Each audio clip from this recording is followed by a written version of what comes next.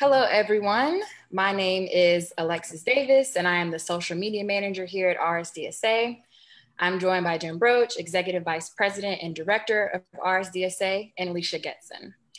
Liesha is a Board Certified Thermographic Technician who has been actively involved with thermographic testing since 2004. She is an Integrative Health Coach, having received her training from the Institute for Integrative Nutrition, and is a member of the American Association of Drugless Practitioners. Liesha has a Bachelor's Degree in Parapsychic Sciences from the American Institute of Holistic Theology and is also a Reiki Master. So please remember that while the information shared here tonight is helpful, please consult your physician for personalized medical advice. We would also like to remind you that Liesha is not a dietitian or nutritionist, but is a holistic health coach. And finally, we do have a copy of her presentation and it is available on the RSDSA website. If you're looking to follow along, I will leave the link to it below in the comments. Anything else you would like to add, Jim? I just want to welcome Liesha and also all our returning viewers and new viewers. I also want to encourage that coming up on August 22nd, we're having our first virtual race. And so far, people from 37 states have signed up. And I encourage you to if you're not one of those states, or even if you're in one of those states, please sign up. It's going to be fun. You could send your picture. You do not have to leave the house. You could wear orange, share it on social media. Everyone who participates will have a medal, and it's going to be a great time. Definitely. And we will have another Facebook Live to remind you all about the walk next Thursday. Next Thursday, we are going to have Christy Thiel and Heather Caudle. Heather is a CRPS warrior. They are with Seed to System, and they're going to join us and talk about CBD and hemp and everything happening in that world. So we will definitely be reminding you all about the walk, which is Saturday, August 22nd. We will remind you next Thursday on our Facebook Live. And I think that's it. Anything else, Jim? No, that's fine. All righty, so we will turn it over to you, Liesha. The floor is yours. Thank you very much for having me tonight, and thank you to the RSD Association for allowing me to do this presentation. So the name of the presentation is Health Through Awareness, Diet and Lifestyle Modifications Made Simple, and that's my motto. Life is complicated enough. We don't need our food choices to be complicated, so we're going to break it down and make it as simple as possible.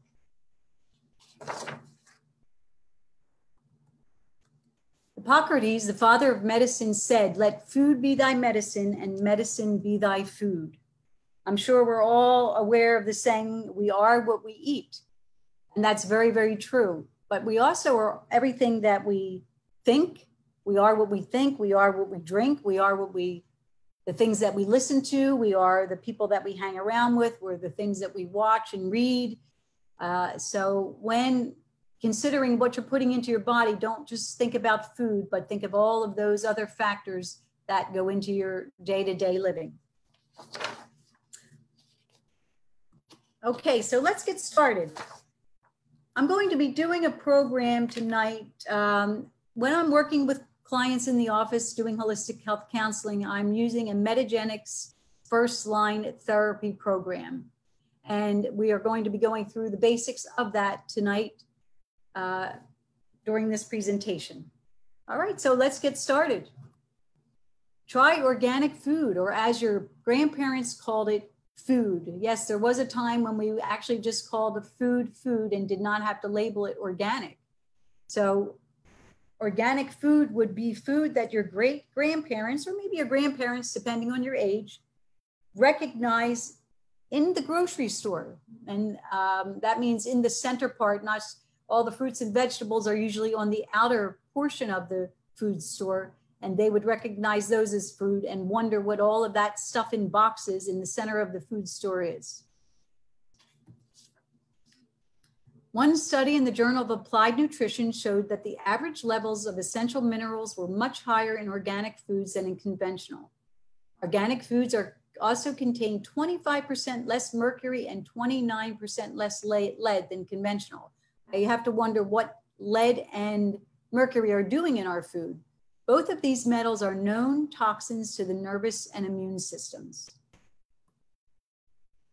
Fresh organic produce contains more vitamins, minerals, enzymes, and other micronutrients than large-scale farmed produce. According to the Journal of Agriculture and Food Chemistry, organic fruits and vegetables have 50 to 60% higher levels of cancer-fighting antioxidants than their non-organic counterparts. The average conventionally grown apple has 20 to 30 artificial chemicals on its skin, even after rinsing. Rethinking your foods. The foods you choose to eat can have a dramatic effect on your health and ability to heal. Some of your current food selections and eating habits may be conscious decisions or just emotional responses, while other habits may have been passed from generation to generation.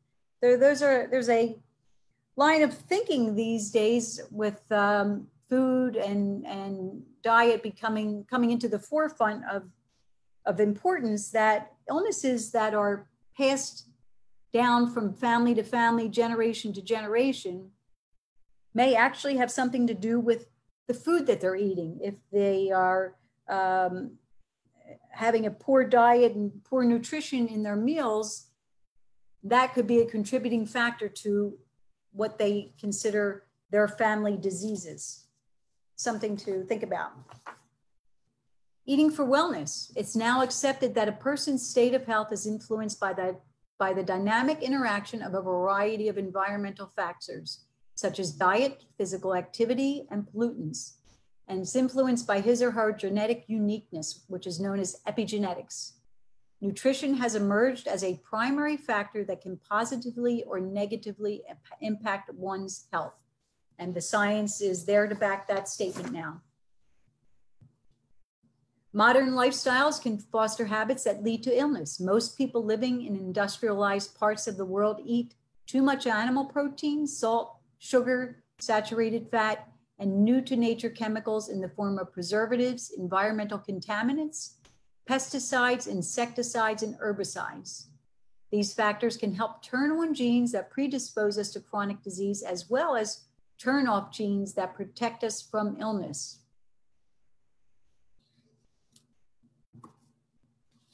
So we're going to start with Nutrition 101. Why choose organic? I get this question a lot. Organic's too expensive. Do I really need to buy organic? And I say, well, you can pay now or you can pay later with your health. And I think that many stores now are carrying organic foods. Even the big box stores like BJ's and Costco have organic selection. So it's certainly, I would think, is more affordable now than it was in the beginning.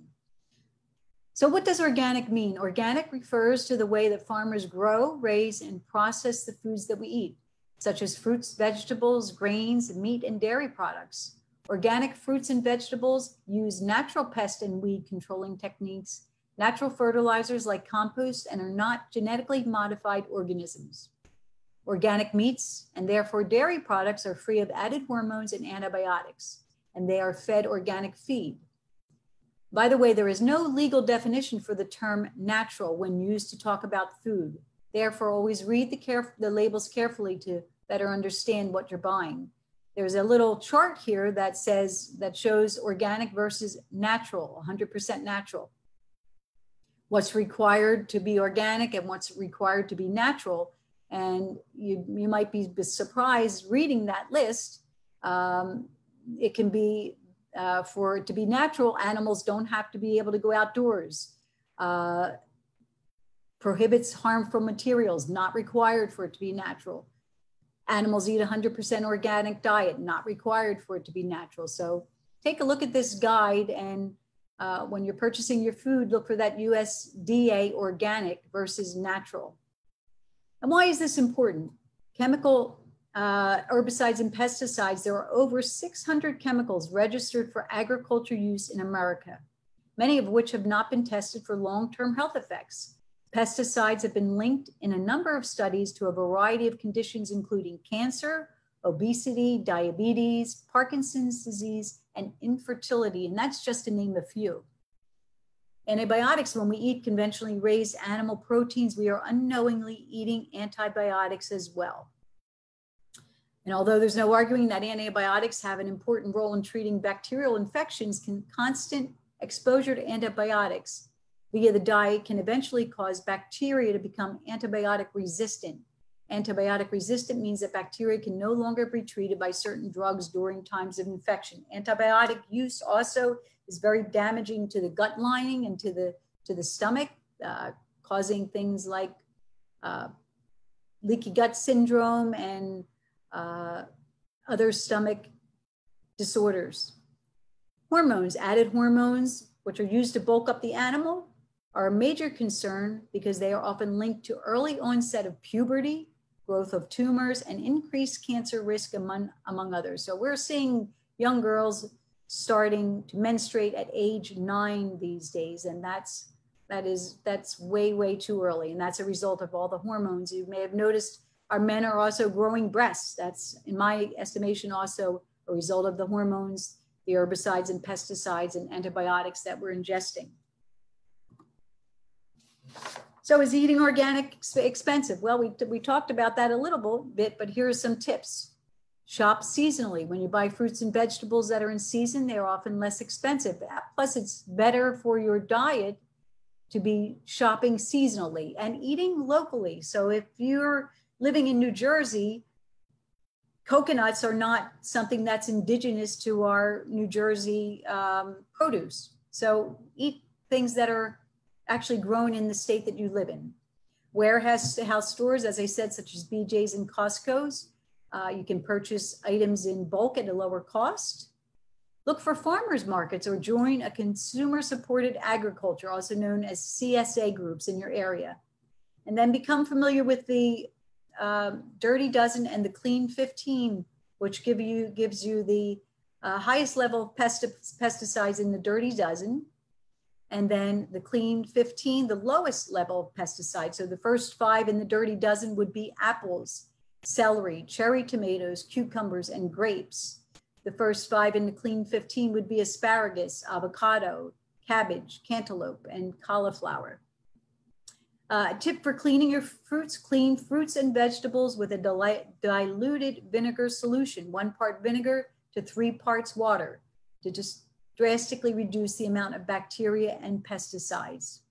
And there's a little note at the bottom: while eating organic is preferable, if you can't get organic, don't let that stop you from consuming a variety of fresh fruits and vegetables. Just use the solution that's listed above to make sure you're cleaning them as properly as possible. Another reason to eat organic is to avoid genetically modified organisms. A GMO is an organism in which the genetic material has been altered in a way that does not occur in nature. This technology allows individual genes to be transferred from one organism to another. So if you're looking at this picture, there's a very, very nasty looking piece of corn on the top, and then a beautiful, delicious looking piece of corn on the bottom. The top one is genetically modified, and the bottom is corn made by nature, which is the one that I would choose. How to tell a GMO food from organic food. It's a great slide, and you could keep this in mind when you're shopping. Organic starts with a 9 and is a 5-digit code. Conventionally grown starts with a 3 or a 4 and is a 4-digit code. Genetically modified starts with 8 and is a 5-digit code.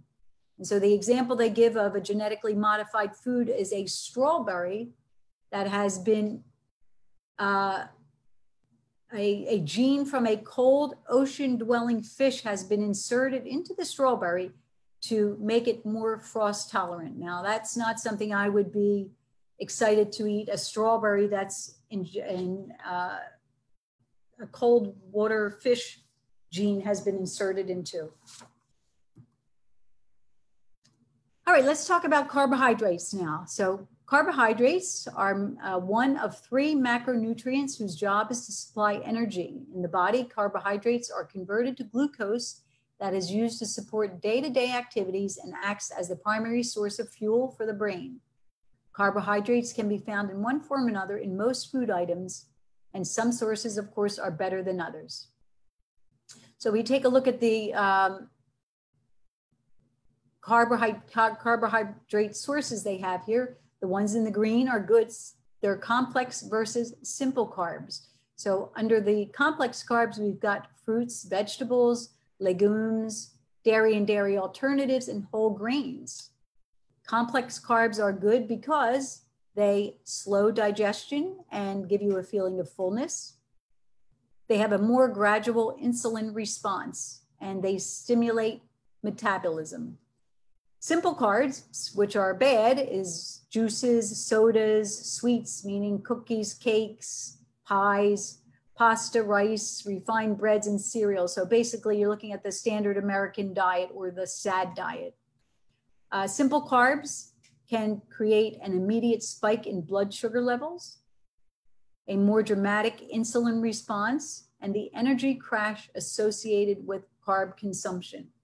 And I'm sure that many of us have experienced that in our own lives. I know if I don't really eat pizza anymore, but I did have a piece, I don't know how many months ago, and I just wanted to take a nap afterwards. So I try to I'd stay away from that stuff. Okay, so how carbs are used. Carbohydrates are broken down and turned into glucose, which is a simple sugar. Glucose is used for energy during exercise, energy for the brain. Glucose is stored for energy in muscles and for maintaining stable blood glucose levels. Excess glucose is turned into fat. After glucose is used or stored, excess fat is converted to fat. So understanding the glycemic index and glycemic load, just briefly on this, glycemic index is a ranking of carbohydrate foods according to how rapidly they are digested and released as glucose, sugar, into the bloodstream. Glycemic load, GL, is a measure that describes both the quality and the quantity of carbohydrates in a food serving. So there's a little scale there where you can see the glycemic index and glycemic load, and they've got a example of a donut versus a watermelon. So both watermelon and donuts have the same glycemic index, which is 76, but they're very different in quality from one another.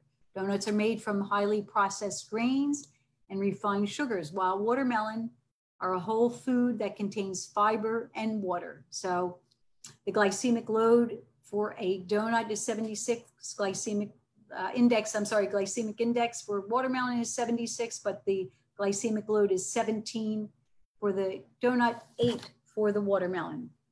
So low GI, GL foods tend to be better for you and further support eating a variety of whole, phytonutrient-rich plant foods.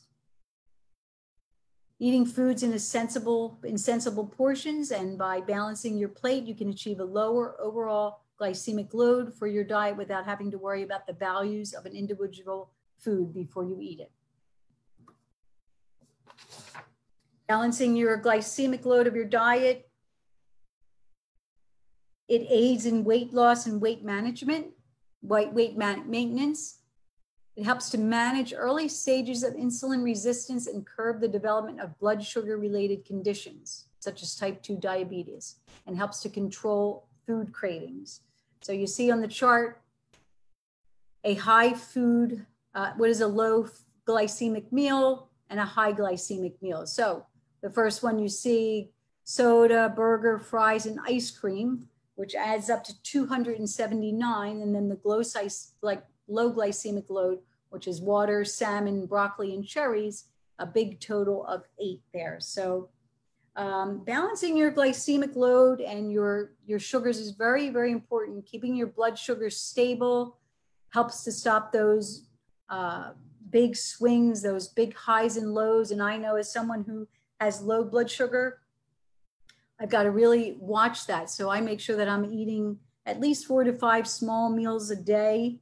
I start out with protein in the morning and a protein shake. I may have a hard-boiled egg around 10, 11 o'clock, and then I make sure that I have a nice healthy lunch, maybe some nuts or something in the afternoon, and then again, a nice, healthy, balanced dinner. Okay, so on to fats, right? Fats really got a bad rap when that whole fat-free craze started, which caused all kinds of problems that we see now in our dementia and Alzheimer's patients because they're not getting enough fat in their system for their brain. So fat is another type of macronutrient that in the past has been demonized. However, research has discovered that there is a difference between good and bad fats. Good fats are those that play a vital role in the body, such as fats found in olive oil, nuts, and avocado, which have been shown to lower cholesterol, play a protective role in cell membrane function, and produce certain essential vitamins in the body. Bad fats, partially hydrogenated fats or trans fats, on the other hand, are those that are manufactured to keep foods shelf stable and are implicated in increasing cholesterol and inflammation. And so you can see the examples of fat sources there. So unsaturated equals healthier fats. We've got olive, flax, grapeseed oil. We have nuts and seeds. We've got avocados and olives. Then your saturated fats you want to take in moderation. That would be coconut oil, dairy, and red meat. And then your trans fats, which equals bad. Some peanut butters, it says some margarines. I'm not a fan of any margarine. And then bakery items. And fats are broken down into fatty acids. Fat is used for as a dense source of energy. It's an important role in brain function and major part of cell walls. Healthy dietary fats are good sources of fat-soluble A, D, E, and K, and essential fatty acids that we obtain from food. So how do you choose healthy fats? Choose more plant and fish sources of healthy fats. Select wild-caught fish. I'm not a fan of farm-raised. The typical American diet contains a 20-to-1 ratio of omega-6 to omega-3 fatty acids, likely from eating foods containing or cooked in vegetable oils rich in omega-6s. This imbalance can contribute to inflammation, cardiovascular disease, diabetes, cancer, and arthritis. So you want to focus on the 4-to-1 ratio. So aim for a 4-to-1 ratio of omega-6 to omega-3 fatty acids. And then over to the right, there are some tips to increase healthy fat intake. So fish is the only animal protein high in omega-3 fatty acids. Eat cold water fish twice a week, such as salmon, sardines, herring, and mackerel. Sprinkle some flaxseed or chia seed on your oatmeal, salad, or yogurt. You can also put it in, if you do protein shakes, you can put ground flaxseed or chia seed into your shake. You can use olive, avocado, or flaxseed oil as salad dressing. Sprinkle walnuts, almonds, or pecans over your salads, or eat a few as a snack. Buy omega-3 eggs, which come from hens fed on flaxseed. They contain 7 to 12 times more omega-3s than regular eggs. Add a serving of avocado to your salad or blend into your salad as a dressing. Make guacamole. I actually add a half of avocado to my shake in the morning. And choose grass-fed and finished beef over grain-fed beef to improve your omega-6 to omega-3 ratio. Now we're going to talk a little bit about proteins. Proteins are the third type of macronutrient. While protein is often thought of as meat, eggs, or dairy, there are a number of plant-based proteins, plant-based sources as well. Including an adequate amount of the right types of protein is important for the repair and health of the body. It is more plentiful in the body than any other material besides water. Some of your good protein sources are meat, poultry, dairy, fish, eggs, soybeans, and quinoa. Some of the incomplete proteins would be grains, legumes, and nuts. Complete protein, these are provides all of the essential amino acids, and those are the ones in green. Incomplete provides some of the amino acids. So a tip is to combine 2 or more incomplete proteins to form a complementary protein, which can provide adequate amounts of all of the essential amino acids. For example, rice and beans. So that's one of the reasons that rice and beans go so nicely together. So proteins are broken down into amino acids, and the protein is used for optimum health, to promote growth, build muscle, and to maintain and repair the body. It's a major component of the skin, muscle, organs, glands, and body fluids. Choosing proteins. Eat more plant-based and vegetarian proteins like legumes, quinoa, and tofu. Buy leaner cuts of protein such as round roast for beef or center cut chops for pork. Enjoy 2 servings of fatty fish per week, such as salmon, herring, mackerel. That's for a healthy dose of lean protein and heart-healthy omega-3s. If you want to get something a little more exotic, you can try bison or ostrich. I've had bison, but I've never had ostrich personally. And tips to increase protein intake. Eggs are quick and easy. You can make them all different ways. I make omelets over quinoa with lots of vegetables and mushrooms, and it's really quite tasty. Add nuts and seeds. Chicken, prep chicken on the weekend and use it throughout the week in different ways. So if I cook a chicken on a Sunday, I usually do my bulk cooking on Sunday, and maybe a chicken or a turkey. And then I do use that throughout the week as it goes in a soup or in a salad, over rice, just with vegetables, all kinds of ways. When I said to keep it simple, that's one of the things I'm talking about. You don't have to be a gourmet cook to prepare good meals. I keep it to about 5 ingredients, and I've got 5 or 6 main dishes that I make, and I just kind of swap out the vegetables in them, or different types of rice, quinoa, those types of things. But keep it simple. Don't make it so overwhelming that you're afraid to go in the kitchen. Legumes, use beans or lentils as a side dish, or get creative and add them to soups, salads, and stews. I do a lot of 1-dish meals when I'm in the office because I bring lunch in for us every day. And so I call it my 1-dish, 1-dish wonder, I guess it would be a word, because it just, all kinds of things go in there. It goes in the toaster oven. I don't ever microwave. And we've got a healthy, delicious soup/stew that's keeps us going for the rest of the day. Dairy, combine yogurt or cottage cheese with fresh fruit. That makes a really nice snack. Tofu, not everybody's favorite, but it can be used. Tofu really just takes on the taste of what's around it. So it's not bad. Quinoa is a substitute pasta or rice. You can substitute pasta or rice with quinoa to increase the protein content of your meal.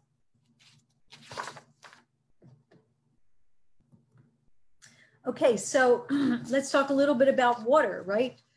2/3 of the human body is made up of water.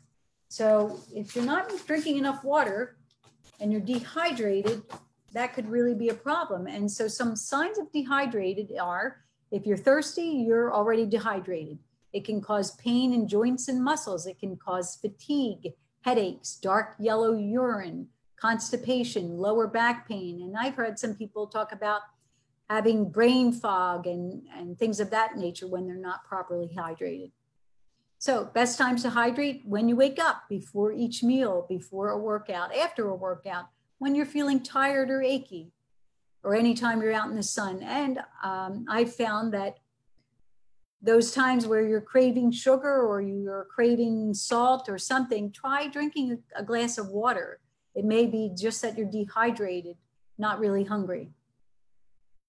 So the rule of thumb these days is drinking half of your body weight in ounces, up to 8, which means up to 8 glasses of water for most people. And that can help you achieve your goals.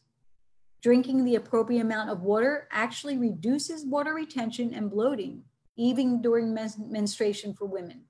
Since your body is constantly regulating its fluid balance, you can overcompensate by retaining water if you are not drinking enough. Drinking more water can also help you lose those few extra pounds and aid with proper digestion. The researchers estimate that over the course of a year, a person who increases water consumption to 1.5 liters a day would burn an extra 17,400 calories for a weight loss of approximately 5 pounds. They note that up to 40% of the increase in calorie burning is caused by the body's attempt to heat the ingested water.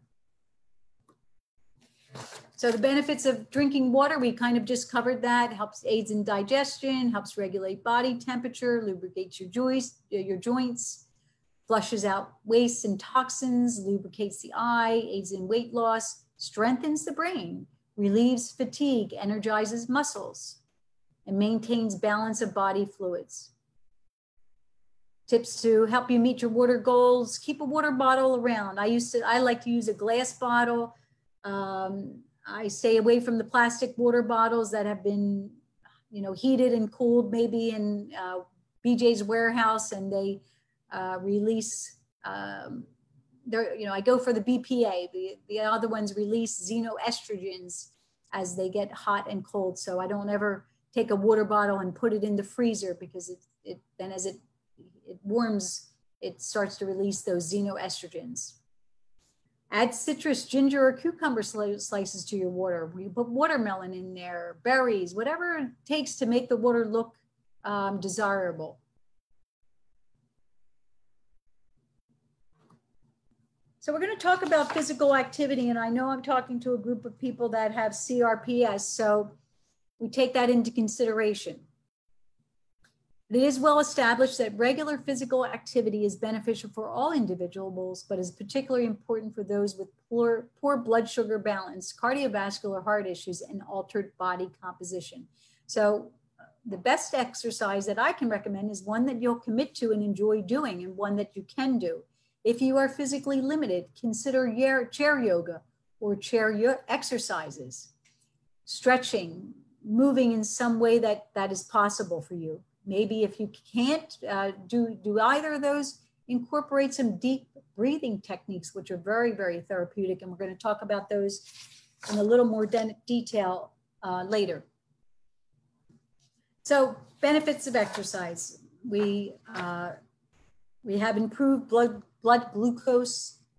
It helps you change your body composition, improves blood pressure, improves effectiveness of medication, reduces stress, makes you feel better. All kinds of good benefits. Increases HDL, which are your good cholesterol levels. Even if it's just walking, you don't have to run a marathon. If you can walk to your mailbox and back, if you can walk around your block, if you're not getting outside, if you could walk around your house. I always encourage getting outside, especially in the sun. And I say without sunscreen, because that's just a bunch of chemicals that you're slathering on your body. So if possible, get out in the sun for at least 10 minutes a day without any sunscreen and without sunglasses on, so the sun can penetrate into the eyes. I'm not saying to look at the sun, but let that sunlight penetrate the body. It's good for your body. It's vitamin D, and it just, being outside, connecting with nature in some way has proven to be so therapeutic. And again, top 10 reasons to exercise. We've kind of covered that. But one of them that we didn't say is combating stress. So you get those endorphins going, and that is a very good way to combat stress and depression. So talking about stress, let's talk about it. I don't think there's anybody's stressed these days. Everything's just fine in the world and we're all doing great. So we probably don't need to talk about stress, but I'm going to just the same. So the dictionary defines stress as a state of mental or emotional strain or tension resulting from adverse or very demanding circumstances. What this definition fails to address is that stress means something different to everyone. People use the word stress or stressful to describe a plethora of situations. Oftentimes, it is as easily used to describe when a person is not able to find their keys in the morning as it is used to describe dealing with the death of a loved one. Stress can be many things, but it's how you view it that really matters. And it's that last line that I think is important. So yes, we all have a lot of stress, but how do you view it? How do you manage it? What is your reaction to it? I think that's what's important. So There's lots of books out there about overcoming stress or transforming stress, I should say. And this goes on to say, stress has earned a reputation for being bad for your health, and in some cases it is. But recent research indicates that in most instances, changing how you view stress can actually change how it affects you. There's a book that's listed the upside of stress. When you face your stresses, rather than ignoring them, you build your toolkit for dealing with these types of experiences. The result is that in many instances, stress can actually increase confidence, act as a motivator, enhance learning, and even strengthen social relationships. So we've all had stressful situations. You know, if you're human, you understand what it is to be stressed. Many of us have maybe lost a loved one. Many are dealing with illness. But as I said earlier, it's how you react to that stress or how you create a new way to deal with the stress. If you're constantly reliving the moment, the thing that happened, what that person did to you, that you're constantly replaying that over and over in your mind, your body doesn't know the difference. You're just having the thought, but your body actually thinks it's happening and is reacting in the same way as it did when the initial stress occurred. So your adrenaline is going up, your cortisol levels are going up, and you are creating toxic chemicals in the body that, believe it or not, you can become addicted to. So we can become addicted to that feeling of crisis or stress or upset in our lives. And it's very, very important to monitor that and watch that. So become self-aware. Now that we understand that not all stress is bad and shouldn't necessarily be avoided, it is also worth taking an introspective look at the stressors that we have in our life and whether or not they belong there. Being self-aware gives us the opportunity to say, you can't stress over things you can't change, right? Oftentimes we feel overwhelmed by stress because we have taken too much on, or we've taken on responsibilities that are literally impossible for us to tackle. So people that are people pleasers, that feel the need to say yes all the time, need to say no, need to get their personal space and boundaries. It's really, really, really important. So changing your mindset. A mindset is a belief that influences how you think, feel, and act. While collectively we have the thought that the sky is blue, what makes a mindset different is that it holds significance in how an individual views life or events. The good news is that changing your mindset from stress is harmful to my health to stress can be good for me is as simple as changing what you tell yourself. And I'll talk a little bit later about that at the end of the presentation, but what you are telling yourself, that self-talk, the words that you're saying to yourself are of such great import. They carry a lot of energy and they do have an effect. They're not just words that you're saying in your mind, they're actually having a physiologic effect on your body. So be careful what you're thinking. Here are some stress management. Get enough sleep. Keep it simple. Know your stress triggers and plan ahead. Allow yourself to say no and set personal boundaries. Maintain supportive relationships. Take time out for yourself and relax. Have fun, laugh often, right? Laughter creates so many endorphins in the body. It's so easy to do, but not something that people do often enough. Make time for hobbies and interests. Don't be so hard on yourself. Watch the negative self-talk. Exercise as much as possible. Don't bring work problems home or home problems to work. And so we'll talk a little bit about sleep, right? It's so important. So many people are having issues with sleep at this time, so much on their mind, just overwhelm, worry. Those are just some of the things that could be stopping you from getting a better night's sleep. Here are a couple ways. They say 11 ways to create better sleep. I'll just highlight a few. I have a sleep routine. You know, I start to shut down at 9 p.m. I turn off all of my devices. I don't answer emails actually past 7 p.m. I start to, I make myself a nice cup of herbal tea. I might get out a book, and it's my time for my relaxation and telling my body it's time to slow down. I turn the lights down, get my melatonin being produced, those sorts of things. So read a book, keep the temperature in your bedroom at a comfortable level. If you're hot or too cold, that's going to be disrupting your sleep. Take a warm bath, practice a relaxation technique like soft belly breathing, listen to music, minimize distractions such as noisy clocks, bright lights, and uncomfortable clothing or bedding. Try to go to sleep and wake at the same time each day.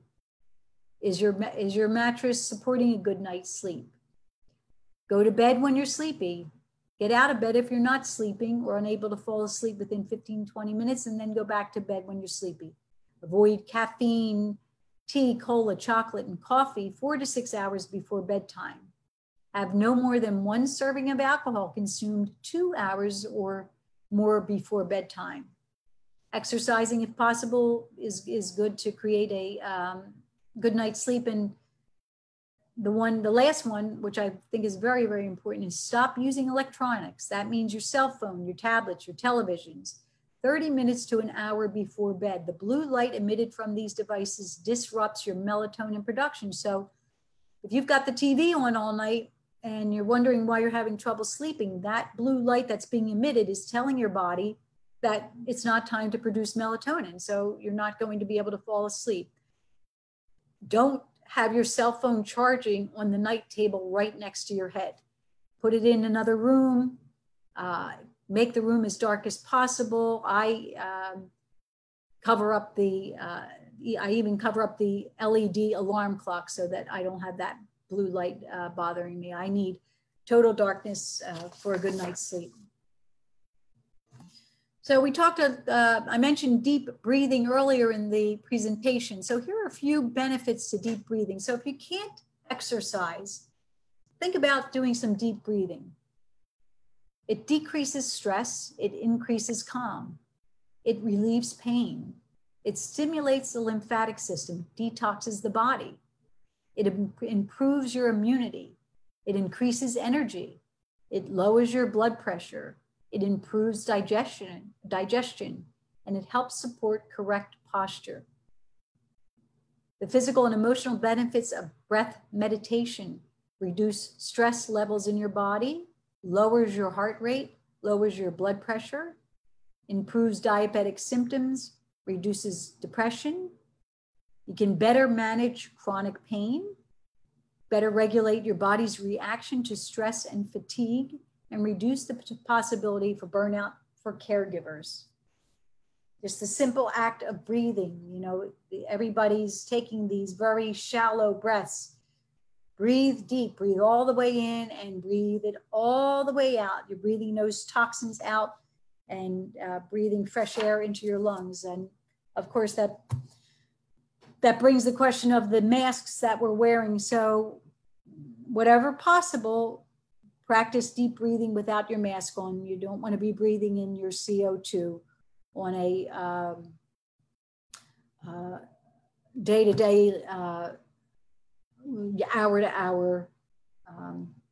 You need to get some fresh, clean air into the lungs and breathing it all the way out. So here's just some deep breathing techniques. I mentioned a belly breathing that has been shown to reduce stress and anxiety. The American Institute of Stress recommends abdominal breathing for 20 to 30 minutes each day to reduce anxiety and stress, and has developed certified techniques to help stop an acute stress response in its tracks. So we talked a little bit about what deep abdominal breathing does. Your breathing becomes slower, your heart beats more slowly, your muscles relax, your blood pressure decreases. And then they have a AIS certified deep breathing technique that I encourage people to try out. See if it works for you. See if you don't feel better afterwards. Let's talk a little bit about gluten. I mean, everybody knows, I think, pretty much about gluten. Many of the folks that I talk to in my office have taken gluten out of their diet, but let's just see what gluten sensitivity is. Actually an autoimmune disease that creates inflammation throughout the body with wide-ranging effects across all organ systems, including your brain, heart, joints, digestive tract, and more. It can be the single cause behind many different diseases. To correct these diseases, you need to treat the cause, which is often gluten sensitivity, not just the symptoms. And then it goes on to say, a review paper in the New England Journal of Medicine listed 55 diseases that can be caused by eating gluten. And you can read all over all of those: osteoporosis, irritable bowel, inflammatory bowel, cancer, fatigue. And then it goes on to say it's also been linked to psychiatric and neurological diseases, including anxiety, depression, schizophrenia, dementia, migraines, epilepsy, neuropathies, and fibromyalgia. It's also been linked to autism. So I encourage my folks to reduce gluten or start to move toward a gluten-free diet. Some things to eliminate or limit gluten.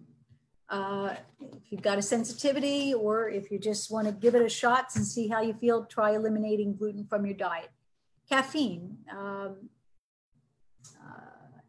Caffeine is an excitatory liquid, and unless you're drinking organic coffee, you can be ingesting the mold from the coffee beans. So alcohol, sugar, processed foods, stress, and smoking, all pretty self-explanatory.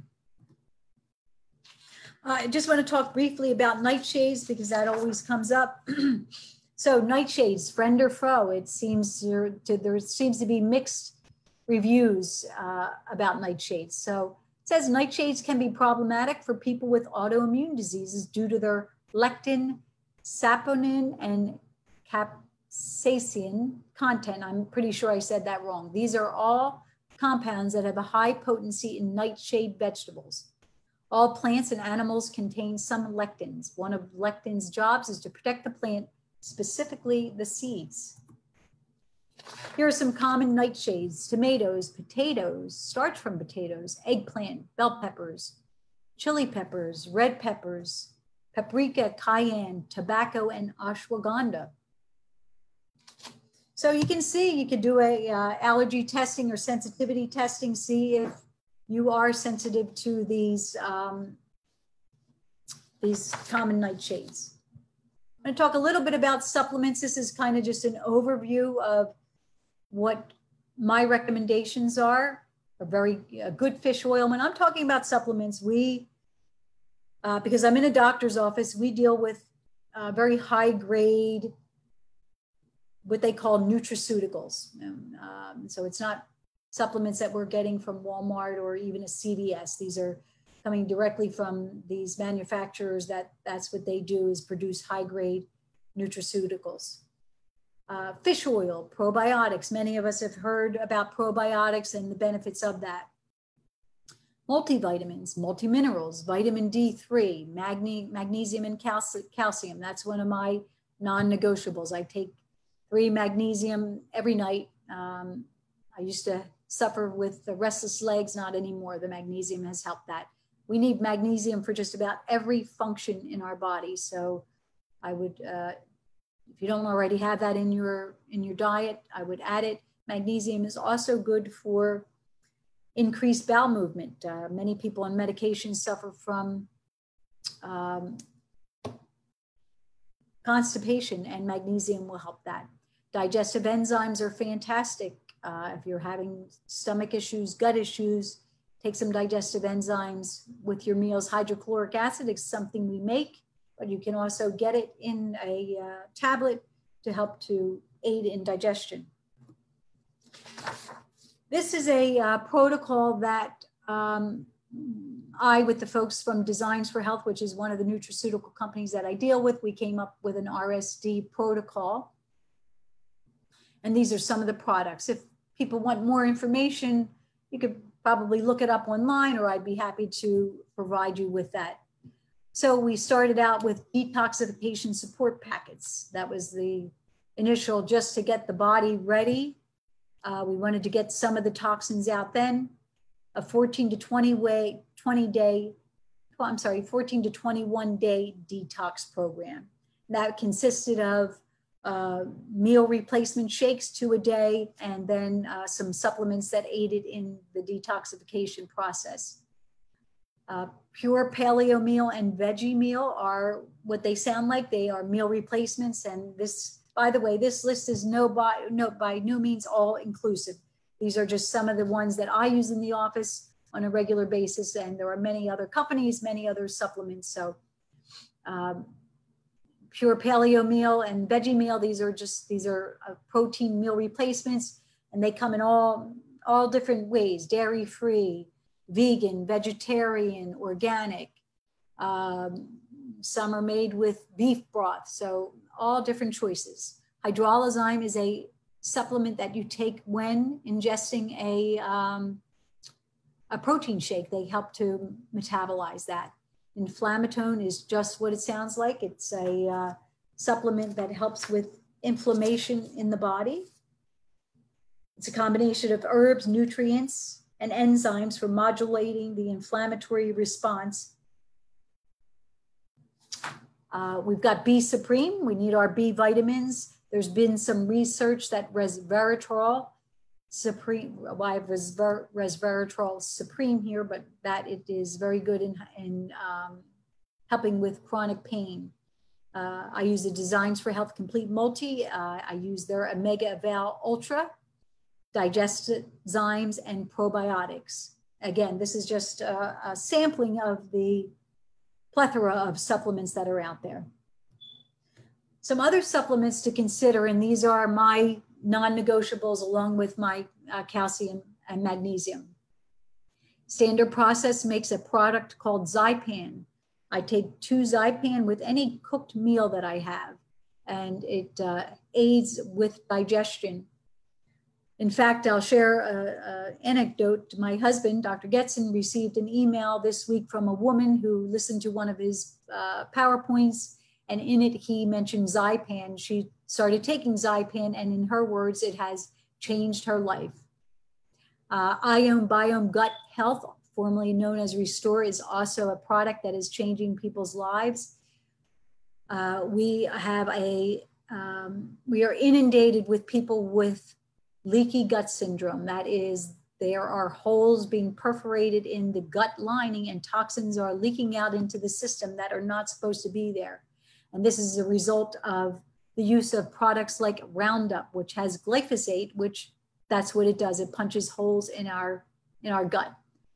Ion Biome is a product that actually helps to tighten the junctions and repair the intestines from leaky gut. The creator of that product is Dr. Zachary Bush. I highly recommend listening to his podcast. He's done 4 that I know of on with a man by the name of Richard Roll, and they are very, very enlightening, and I highly recommend them. Spry dental products made with xylitol. Xylitol is very good for dental health. People with chronic health issues, chronic pain, maybe on a lot of medication, and their dental health is suffering. So I recommend any Spry dental products, the toothpaste, mouthwash, rinse. And there's something also called Xylamelts. Xylamelts are oral adhering discs that stick to your teeth or gums to relieve a persistent dry mouth. Use Xylamelts during the day or while sleeping and find temporary relief from frequent thirst, sticky dryness in your mouth and throat, and other unpleasant dry mouth symptoms. again, people really love these xylem melts. They've been very helpful. So dry mouth or xerostomia refers to a condition in which the salivary glands in your mouth don't make enough saliva to keep your mouth wet. Dry mouth is often due to the side effect of certain medications or aging issues, or as a result of radiation therapy for cancer. Less often, dry mouth can be caused by a condition that directly affects the salivary glands. Saliva helps prevent tooth decay by neutralizing acids produced by bacteria, limiting bacterial growth and washing away food particles. Saliva also enhances your ability to taste and make it easier to chew and swallow. In addition, enzymes in saliva aid in digestion. Decreased saliva and dry mouth can range from being merely a nuisance to something that has a major impact on your general health and the health of your teeth and gums, as well as your appetite and enjoyment of food. So very important to, if possible, make sure that your oral health is taken care of. So just some healthy guidelines. Eat organic foods, consider going gluten-free, exercise when possible, in any way that's possible. Supplement your diet with appropriate vitamins and nutritional support. Detoxify the body. In our office, we have something that we call the pod. It's an infrared sauna, wonderful for detoxifying the body. It heats down on a cellular level, opening up the cells, expelling the toxins. It also oxygenates the body. Oxygenating all of the cells, very good for wound healing, pain. Puts you into just a very nice meditative state. Drink pure filtered water. We talked about that. Eliminate commercial household cleaning products and toxic garden pesticides. So watch that Roundup, and in your home use organic products whenever you can. I mean, start to switch over the commercial household cleaning products, even your laundry detergent, soaps, body products. Seek natural approaches to healthcare. Empower yourself with a positive outlook. Adopt an attitude of gratitude. I mean, it's just, when we're talking about the mind-body connection, we have a choice, right? We have a choice at how we look at things, from a positive outlook, from a negative outlook, from a victim mentality or to a survivor mentality. We have that choice and we have that power. So find something to be grateful for every day, or better yet, find 5 things to be grateful for before you even put your feet on the floor to get out of bed in the morning. Find a healthy avenue for stress release, such as meditation, yoga, gardening, reading, etc. Whatever it is that you like to do. Maintain healthy relationships. You know, relationships can be toxic, just like food and the environment. So surround yourself with people who are loving, kind, who are supportive. Explore your religion or your spirituality.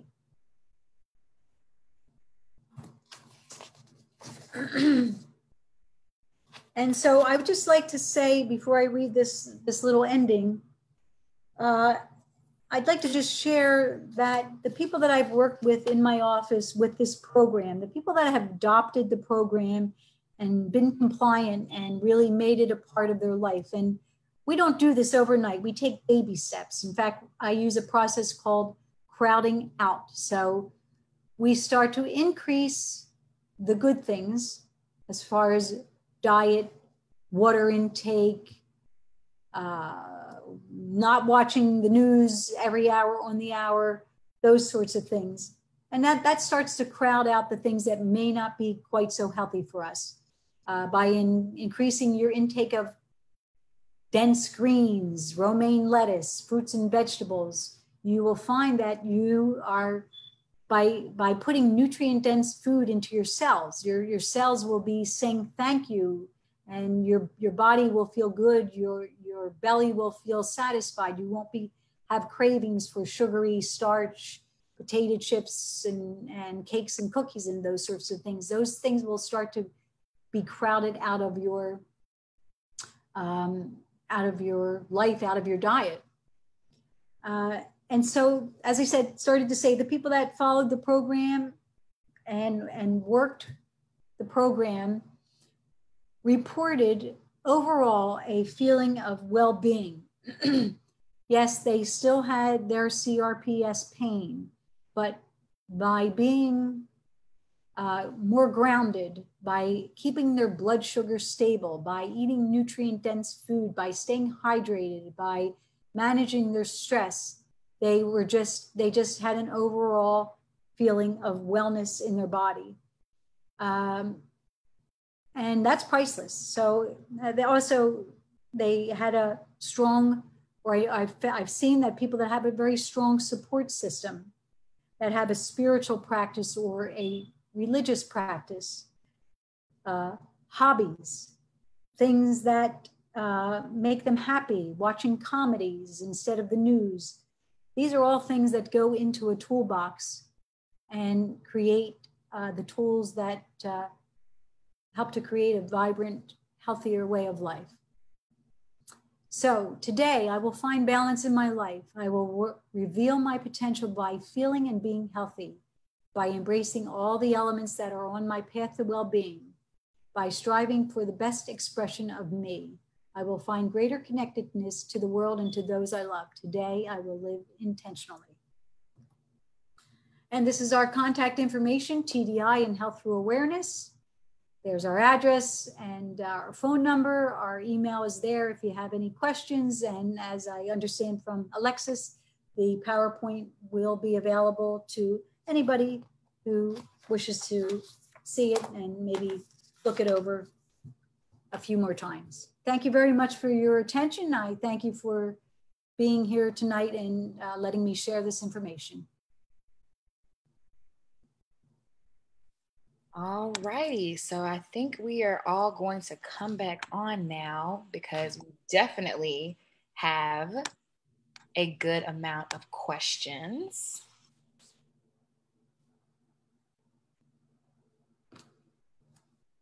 So Liesha and Jim will be starting my video. Yes, you are back, and now I'm gonna get Jim back on as well. Okay. Yes, but I know he is coming on board. So a few of the questions, we've been keeping track. There are a good amount of questions here. So okay, I'll see if I can handle them. I'm really excited. So one question, yes. One question that we have from Karen is saying, like, what is a healthy ratio of proteins to carbs? Okay, let me get to my slide that has that on there.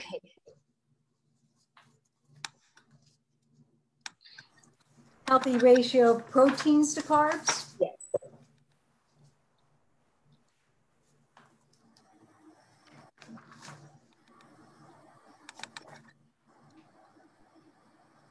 I would say more protein, less carbs. I'm flipping through my pages and I'm not finding it right now, but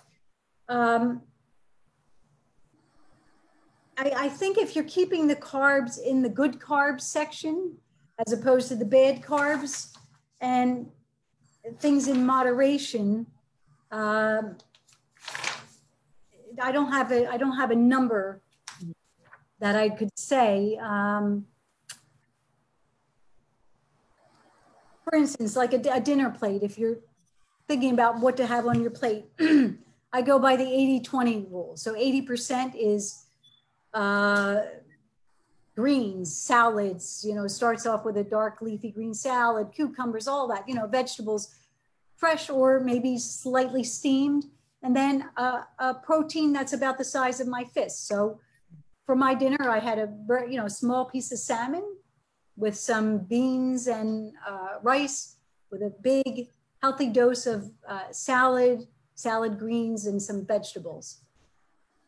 So you just want to watch. I think just watch the carbs that you're eating. Keep it on the lower side because they do convert to sugar, and just go for those healthier carbs. I'm sorry, I can't find my carb right now. I hope that answers the question. No problem. Another question was about the best water to drink, because I know the person who asked this was saying that, unfortunately some cities I think are, adding chlorine and other things to the water. So I know you talked a lot about like, you know, water and all that. Like, do you have a suggestion for the best water to drink? Yeah, so water's like a big deal, right? What kind of water are you supposed to drink? I drink Fiji water.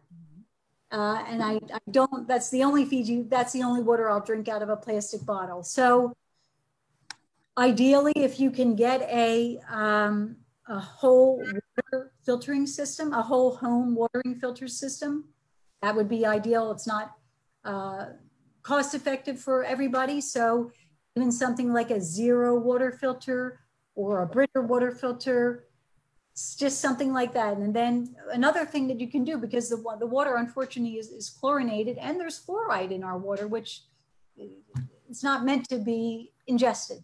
Right, right. You can, and I have a Brita at home too, so I'm definitely on Team Brita. Yeah. So with the chlorine, you can actually get water from the tap. You can let it stand overnight, and the chlorine will evaporate. Right. But you just want to stay away from those bottles that are in the back of the BJ's and Costco that have been heated and cooled and heated and cooled. Right. And not to mention the footprint that they're leaving. You know, very true. Plastics. Very true. We have a question about flax and grapeseed oils. Are they inflammatory? Grapeseed noted as being an inflammatory food. No. Okay. We have another question about what are some healthy plant-based protein meal powders?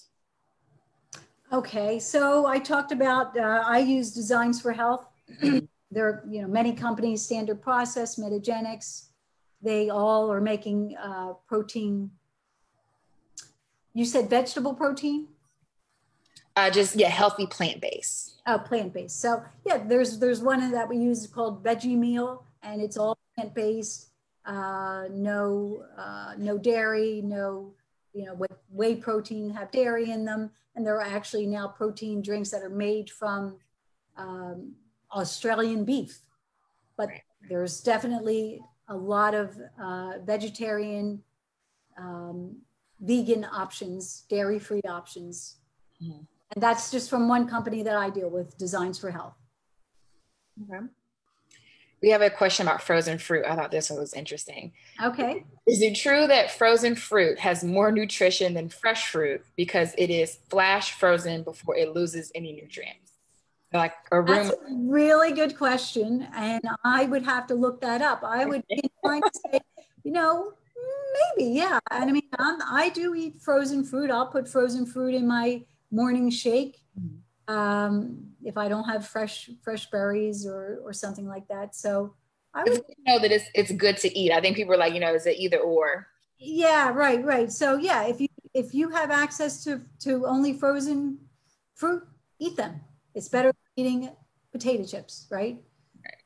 Even frozen vegetables, you know, I will use them in the office if I don't have access to fresh vegetables. Right. So I know you mentioned that you're not a huge margarine person, but someone did ask if there are, or would you recommend plant-based margarines that are now available? Oh, well, that could be, yes, that could be an option. You know, way back when I learned about margarine, I was taught that it was sludge from petroleum. It was what was left over from the petroleum plants. And we said, oh, okay, well, what are we going to do with all this junk? Well, let's make it into margarine and sell it as a butter replacement. I mean, I would say eat butter or ghee, which is another very good fat. Butter is a good fat. You use it in moderation. But if they don't want to use that type of product, a vegetarian or vegetable based, just look at all the ingredients. Make sure that there's not a bunch of junk in there. And I know in the beginning you were talking about organic food, and someone asked, is there a legal definition of what is required to be organic, and how is that really being enforced? Yes, there is a legal definition for what is organic, and I hope I can find that right now. It's in the slide. Okay. Okay, so just give me a second. Yeah, I'm sure the person saw it. Maybe they just didn't know if that was like the legal definition. So that's good to know. That is the legal definition. Okay. And so when you're looking at the labels, go for the one that I said is organic. And I'm so sorry because as I was flipping through my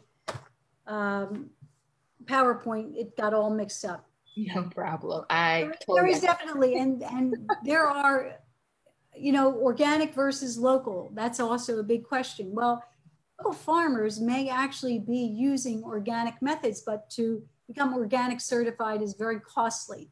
Mm-hmm. So they can't get the organic certification. I encourage people to have conversations with their local farmers market or their CSAs, see if they're using the practices. Supports them. You're getting good quality produce, and you know, it's a win-win situation because farmers are being put out of business, right? You know, and organic farmers are having a very, very difficult time, and it's one of the things that Dr. Zachary Bush talks about.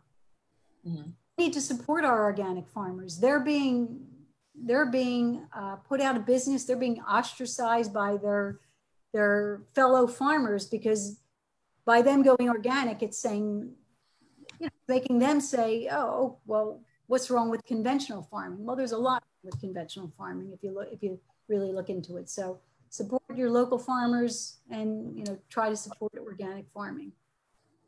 Okay. Liesha, one question. Where do our audience, which is national and international, find holistic health coaches like yourself? If they go to the Institute for Integrative Nutrition, which is where I got my certification, there's probably a link that says find a practitioner. You know, these days people are doing Zoom meetings like this across the country. So it's something that's, you don't necessarily have to be in the state where the person is. Okay, that's very valid. Okay. And I think we had one more question that I'm seeing. I'm trying to also check the comments here to see if there's anything that I'm missing. I'm on two computers over here. Okay.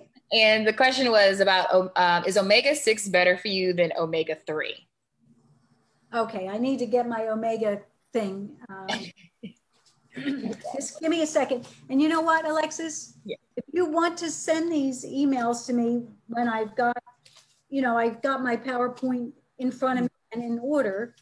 No problem. And I can answer that, but oh goodness. Just give me a second. About the omegas. Okay, so what you want to strive for is a 4-to-1 ratio of omega-6 to omega-3. So